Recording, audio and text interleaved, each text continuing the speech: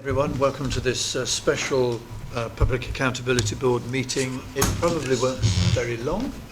Our agenda is not huge, but it's an important meeting because we set the precept and the budget today. We settle all of that. So begin with the welcome we've done, the apologies. Do we have any apologies, Sally? We do. Bear with me 2 seconds. Can I just check you can hear on the screen? Thanks, Jess. Just always worry. David Hartley, Sarah Pullman, Rick Holton, Alison Fletcher, Michael Lewis, Kevin Wright, Eric Redfern and Dan Thorpe. Okay, thank you very much. It is being filmed, so it will be uploaded on the website in due course. I think we're being live streamed as well. Item 3, I don't think we have any announcements, and I don't think we have any public questions. And I don't think we've got any urgent items. Nope. So we're on to declarations of interest. Are there any declarations of interest? On to 7 then, the Police and Crime Plan, Michelle, pages 5 to 42. I'll be very brief, Commissioner, to allow time for the main event, the budget setting. The draft plan for this coming year has been finalised as a draft. We've had comments now from the Chief Constable and from the Police and Crime Panel, which has been incorporated, and we're now working with the designers, if you approve today, to have it properly printed and released in its final format. There's no change to the priorities, there's just some nuanced differences in the areas of focus. Do you want to say a word just about the areas of focus? I would do, Commissioner, but I've got IT trying to work on my computer. It's fighting me for control. So I don't know whether Fiona or Sally are able to help with the cover report. It's just not letting me get to it. I'm not. I'm sorry. Thank you very much. Thanks. This is on page 15 in the report. And yes, so as well as the priorities, Commissioner, we've now got a third fundamental principle that sits underneath it that pervade all the activities. So as well as put victims first and demonstrate value for money, we've added maintain public trust and confidence in policing because of national events and support sustainability. The focus now is enhanced around violence against women and girls, which featured in your last plan. Child sexual exploitation, which has been there since you were elected in office in 2014. The neighbourhood policing model and neighbourhood crime, simply because of Home Office focus, really. Tackling drugs, OCGs and serious violence, including the VIU. Ethical behaviour has had a sharper mention, ethical standards of behaviour, as I say, because of the national profile of that issue, rather than SYP's own legitimacy. As we know, the last Peel inspection report was very positive in that regard. And then areas of focus that have been strengthened since the last plan, responding to calls for service coming out of the Peel inspection report. That was really the one major area that was featured in terms of not being good or outstanding. More explicit reference to fraud and cybercrime, and an explicit reference to homicide reduction, really. Those are the only things I haven't already mentioned. In your foreword and afterword, Commissioner, you highlight the challenging financial situation that we're working within, and the balance that we have to strike between the Precept and core police funding from government, but also the challenge around maintaining uplift police officer numbers in that context. So I think that's it, Commissioner. Thank you. It's probably the last major police and crime plan that I'll do in my term of office, so I use the forward as an opportunity to look back over 8 years and then just look forward as well. So that's the purpose of the forward. Many thanks to all those who helped with the police and crime plan, who made contributions and suggestions, and I hope we've faithfully reflected those. Any other comments on the police and crime plan? Everybody happy with that? So that will be published now, and there'll be some hard copies available in due course. Do we know how that's going, Fiona? It's going to, Daryl's going to start work on it as soon as it's been approved today. So depending on just bringing it backwards and forwards for any typos and that need amending in there, and then it should take possibly 4 to 5 days from there to print. So we hope within the next week or two. Okay, thank you very much. They're always very useful for me to have hard copies when I go around to meetings. It's something we can give to people and they can take away and read them at their leisure. Which brings us then to the next item on the agenda, which is the budget and council tax precept for 23-24, item 8. And Sophie, this is you, pages 43 to 52, if you want to just give us some of the headlines of that. Yep, well, Commissioner, this is the culmination of the budget process. So we started this way back in September. We worked very closely with colleagues within the FAR, so PCC partners, to work through our assessment of need for South Yorkshire and translated that from, we've done a lot of due diligence on it, prioritised it, looked at capital, looked at revenue, various other things, and this is the final budget that we're coming to you for approval for. We've also done some consultation with, this has been to the South Yorkshire Council leaders. The Police and Crime Panel had a budget familiarisation session and the Police and Crime Panel made their precept decision at the beginning of February, and Appendix A shows us that their approval for the precept. Just in terms of main headlines, we're asking for a budget requirement of £317.6 million for 23-24. That's a £15 increase on a Band D property, which takes the charge up to £238.04 for the year. That's an increase of 6.73%. Just to note that most of the properties in South Yorkshire are in bands A, that's 57%, or B, 17%, and C, 12%. And those increases will be 19 pence, 22 pence and 26 pence per week respectively. Just moving on, just very quickly, in terms of the settlement that we got, the settlement was in line with the previous CSR announcement, so we essentially got a flat cash settlement adjusted for police uplift targets and changes to national insurance, and there was an overall cash increase of 3.4%. We had to balance that off very carefully against inflation increases, which were significant and being up to 11%. And all the Home Office figures that were included around our settlement assumed an increase of £15 on the Band D precept.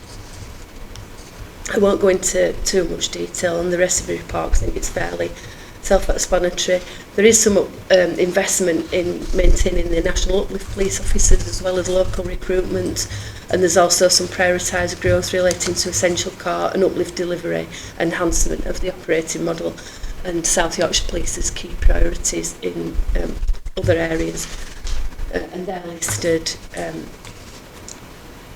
in point 7.5. I also need to draw to your attention that there is some investment there which is invest to save, and we've put that as a new reserve, an invest to save reserve in the reserve strategy, which is also attached, and that's to support the force in undertaking and completing a full priority-based budgeting exercise, which will contribute towards the savings, identification and delivery that's needed.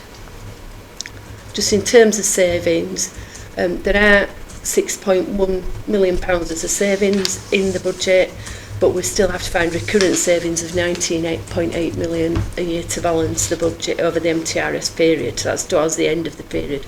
The total savings are £47.3 million. So it's not an insignificant challenge that they need further.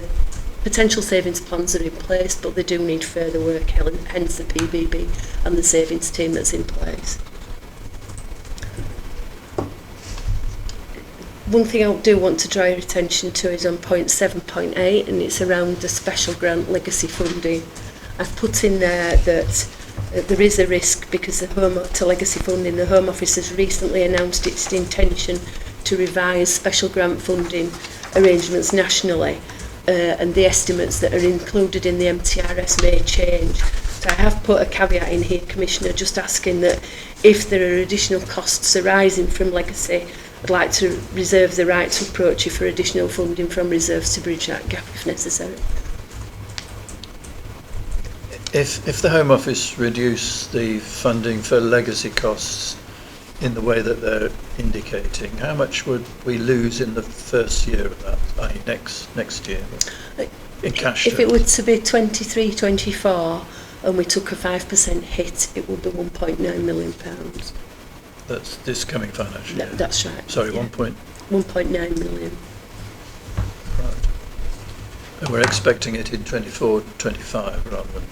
But we are at the moment, and that comes to about 1.3 million in 24-25. But it depends whether how much they want to decrease the grant by and what the trajectory is. We haven't had that in writing, as in South Yorkshire haven't had those figures confirmed in writing. So it's just... But the Minister has said publicly they want to, well, said it to PCCs, that they want to reduce that, because they don't like the idea that you have legacy funding year on year on year on year. They want to do it within the 1 year and get back to what special grants were supposed to be about in the first place. But so they are looking towards decreasing over a period of time. But we're meeting with Home Office officials in the next week or two to have that conversation. right. But it's bad news, isn't it? I mean, whichever way you slice it, it's just not good news. That's right. Just in terms of other things, the impact of the MTRS, a summary of it is shown in paragraph 7.10, and you can see from that there is significant use of reserves over the period. I have to say this is the worst case scenario.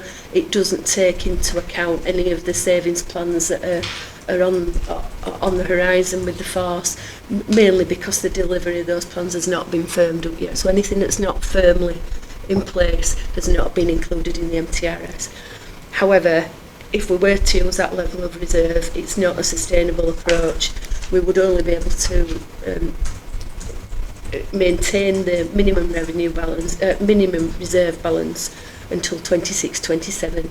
So what I have done further down in the robustness of estimates statement and the adequacy of reserves statement is to just put that in, essentially saying that I'm happy with the robustness of estimates and the adequacy of reserves are satisfactory at the point of budget setting. However, I would strongly recommend that the current governance position in relation to savings plans continues, i.e. they're being reported into you, and that associated delivery progress is also reported to you on a regular basis in order to ensure that the deficits that are shown in the MTRS will be balanced or addressed. I think we're hearing the message loud and clear. I mean, hence PPB, of course, as well. The other papers, Commissioner, that are on here relate to the reserve strategy, the capital strategy and the Treasury management strategy. Reserves and capital are based around, all three of those strategies are based around the MTRS and the financial implications of those. The reserves and capital strategy have essentially continued from previously, but we have added in the investor save reserve.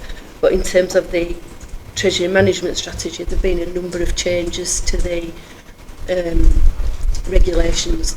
So I've had to change it this year. So there's been a tightening. The main changes from last year there's been a tightening of the investment criteria in line with the review of counterparty risk, and that's shown on Appendix E. There's an introduction of a liability benchmark, which is shown in Appendix F, and then there'll be an addition to Treasury management practices, practice number 1 around environmental, social and governance issues. But I can go into that more detail, but they are, if you want me to, but they are in the papers. Okay, thank you very much. Any comments or questions? Deborah, do you want to say anything? I think somebody's covered that really well, all the key points, and highlighted the risk that we face around balancing books in the future, the savings plans that we're putting into place. The PBB is really a key project for us, and we see that becoming part of the future as well in how we approach our budget setting, that we have this whole scale force review adopting that PBB approach. So we're bringing in a partner to work with us, get those skills, and we'll be able to apply those skills on an ongoing basis then in the future. So that is really what we are focusing on for next year and into the future. Okay.